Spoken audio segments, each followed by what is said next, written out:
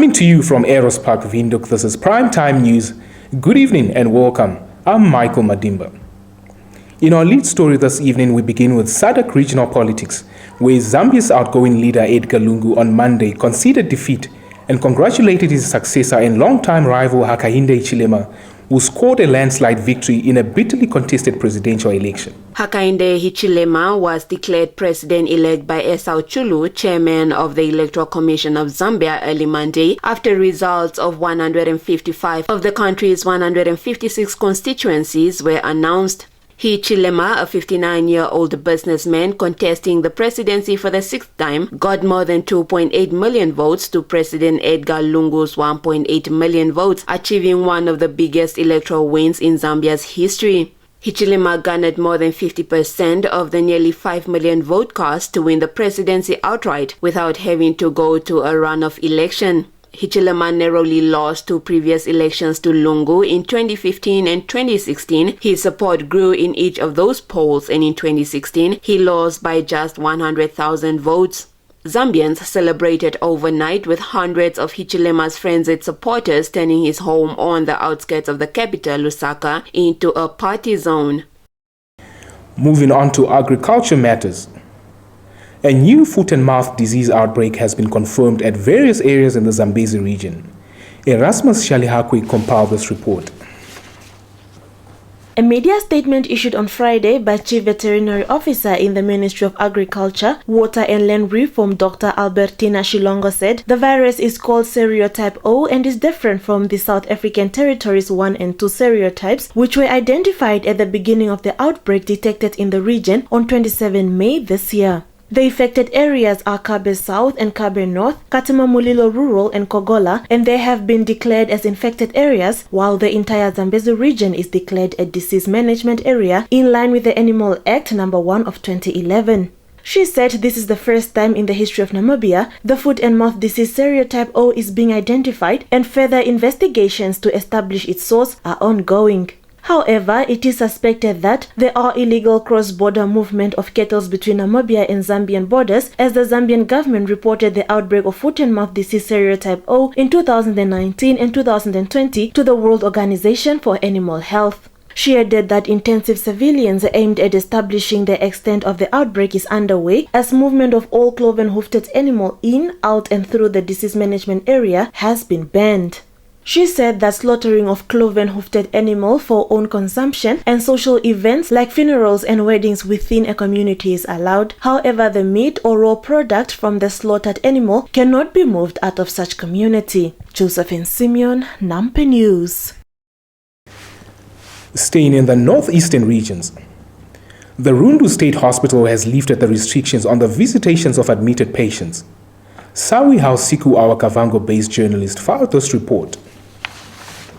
The hospital's acting medical superintendent, Dr. Medsen Chibwe, on Saturday said only 2 family members will be permitted to visit at a time. He said visitors are still required to adhere to strict COVID-19 regulations and hygiene measures when visiting. The Rundu Hospital earlier suspended visits to admitted patients due to the increase in COVID-19 cases in the community and in the hospital. In an unsimilar event, Commissioner General of the Namibian Correctional Service, Raphael Tuafeni Amuniela, has said the Namibian Correctional Service will no longer allow visitors to bring goods for inmates during visits. Hamuniela made the remarks recently while pronouncing eased COVID-19 restrictions after the restrictions introduced on 17 July 2021, which applied to all correctional facilities countrywide lapsed on 31st July 2021. He said the suspension of receiving parcels is due to an increase in numbers of smuggling of prohibited items onto the correctional facility premises. According to the Commissioner General, prohibited items found in cells during recent random searches by correctional officers include 102 mobile phones, 97 tobacco items and drug parcels comprising marijuana, cocaine and mandrax. The number of visitors arrested for attempting to smuggle prohibited goods into the facility include 12 found in possession of drugs, 5 found with cell phones and 10 found with tobacco.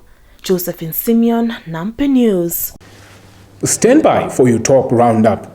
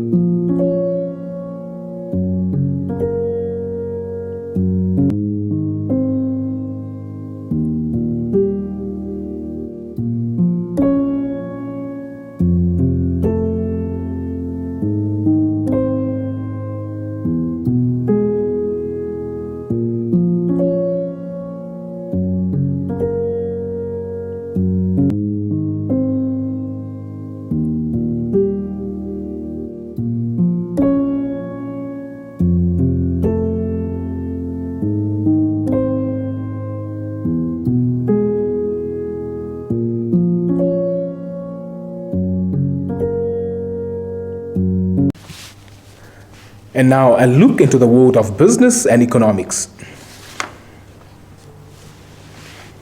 Barely 14 months after buying into Lufthansa in a bid to keep the company afloat during the worst of the coronavirus pandemic, the German government is parting with its first block of shares. DPA has more on the story. The Economic Stabilization Fund intends to reduce its shareholding by somewhere between 15 and 25% in the coming weeks, as it announced in Berlin on Monday. This means that up to 29.9 million Lufthansa shares, which the German government acquired about a year ago for the nominal value of 2.56 euros each, in order to stabilize the German airline as people stopped flying amid the coronavirus crisis, will come onto the market. Currently, Lufthansa shares are trading for more than 9 euros on the stock exchanges, meaning Berlin could realize a significant return on its investment. The quarter of the package up for sale is currently worth around 270 million euros. The direct participation in the company had amounted to 20% of shares, and with a nominal value of 300 million euros was the smaller part of the German state aid of up to 6 billion euros.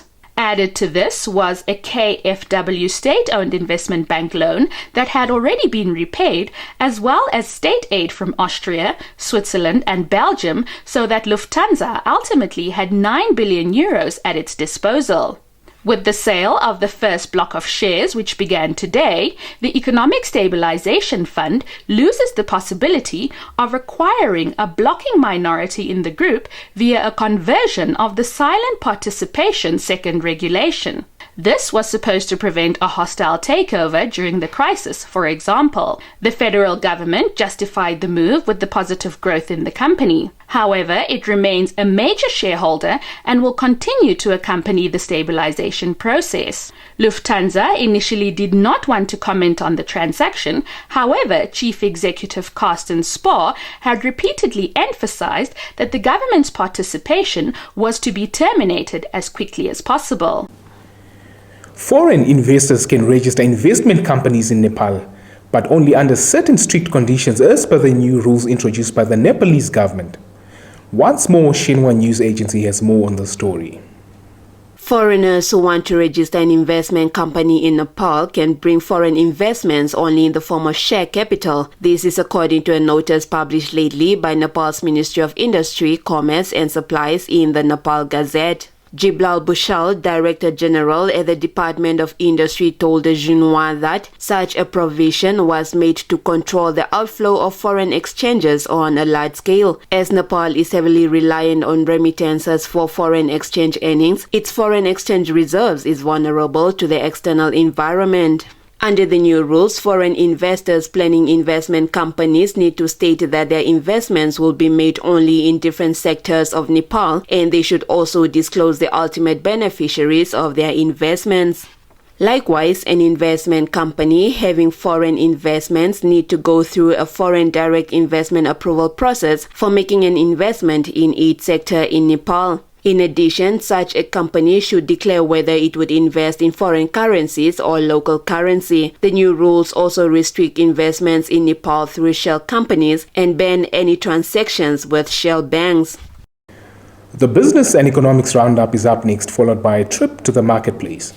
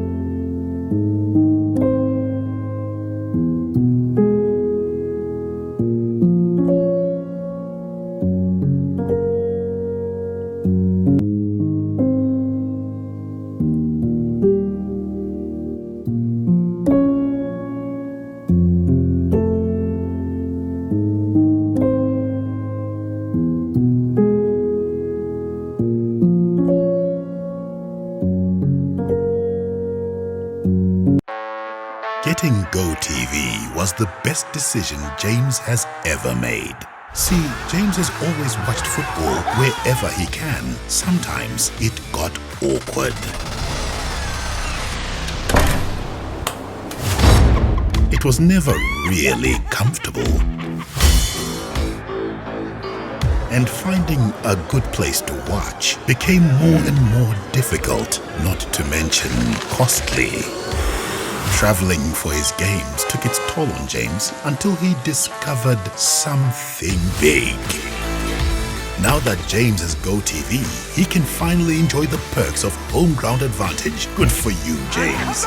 Get home ground advantage with GoTV. With superstar players competing in the world's biggest leagues and cup competitions, you'll be spoiled for football choice. So get and stay connected to GoTV for the best football season yet. GoTV. Love it. We've come to the end of our top segment. Kindly stand by for your sports update with my colleague Selima Shimwefeleni. Thank you, Michael. Good evening and welcome to Sport Planet. In our sports news, we kick off with football.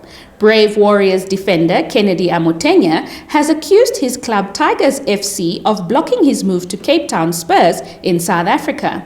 Marco Ndlovu, our sports journalist, compiled this story.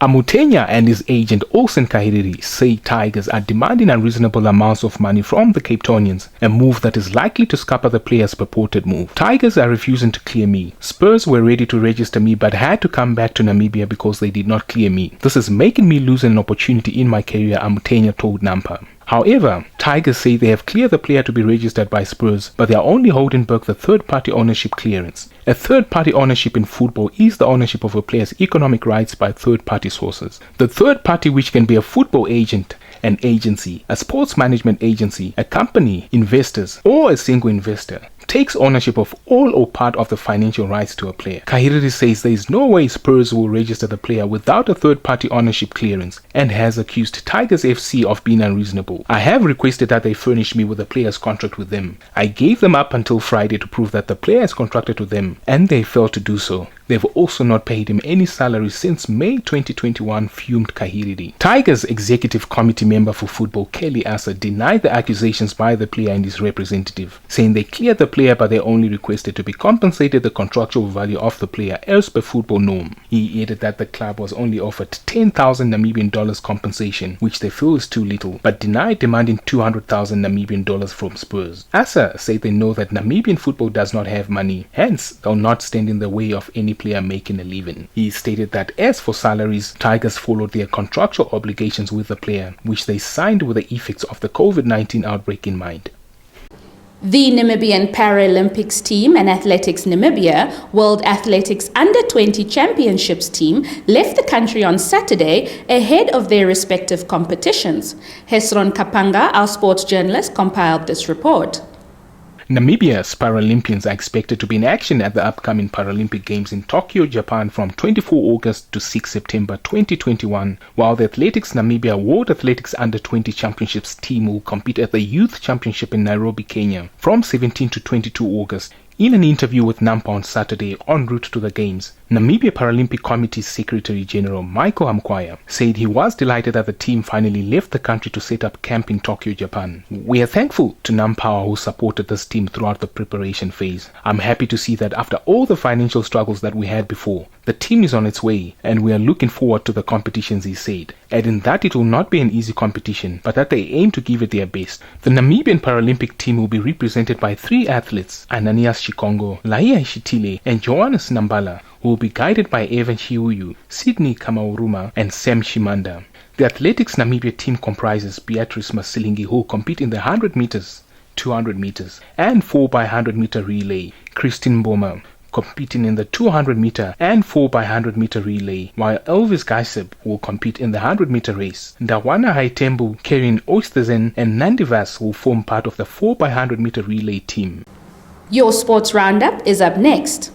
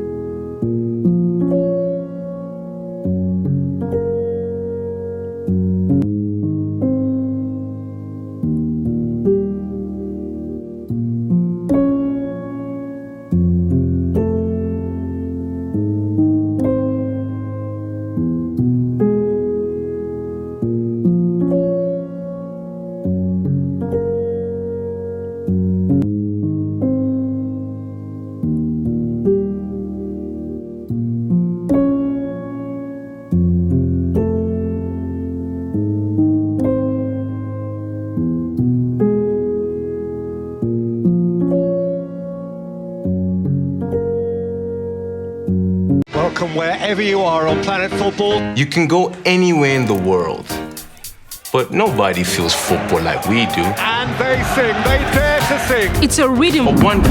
1-2. Football. La football. Soccer. 1-2. That moves us. Salah to settle it.